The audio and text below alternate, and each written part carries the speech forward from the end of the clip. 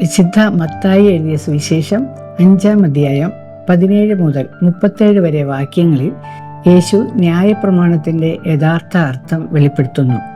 ഞാൻ ന്യായപ്രമാണം നീക്കുവാനല്ല പൂർണ്ണമാക്കുവാൻ വന്നതാണ് എന്ന് പറഞ്ഞുകൊണ്ട് യേശു നമ്മെ പുറമേയുള്ള നിയമപാലനത്തിൽ നിന്ന് ഉള്ളിലെ പരിവർത്തനത്തിലേക്കാണ് നയിക്കുന്നത്. കൊല ചെയ്യരുത് എന്ന കൽപ്പന കൊണ്ട് ഉദ്ദേശിക്കുന്നത് ഹൃദയത്തിലെ കോപവും വൈരവും നീങ്ങണം എന്നതാണ്.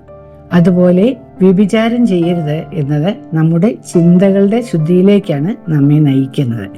യേശുവിൻ്റെ നീതി പ്രവൃത്തികളേക്കാൾ ആഴത്തിലുള്ള ഹൃദയനീതിയാണ്. വലിയ നോമ്പ് ഈ ഹൃദയ ശുദ്ധീകരണത്തിൻ്റെ കാലമാണ്. ഉപവാസവും പ്രാർത്ഥനയും നമുക്കൊരാചാരം മാത്രമല്ല, നമ്മുടെ ഹൃദയശുദ്ധിക്കും കൂടി വേണ്ടിയാണ്. നിങ്ങളുടെ വാക്ക് അതേ എന്നാൽ അതേ എന്നും ഇല്ല എന്നാൽ ഇല്ല എന്നും ആയിരിക്കട്ടെ എന്ന യേശുവിൻ്റെ ഉപദേശം സത്യത്തിലും സുതാര്യതയിലും ജീവിക്കാൻ നമ്മെ ക്ഷണിക്കുന്നു. ഈ വലിയ നോമ്പിൽ നമുക്കേവർക്കും നിയമം പാലിക്കുന്നവരും ക്രിസ്തുവിനെ ഹൃദയത്തിൽ ധരിക്കുന്നവരും ആകാം.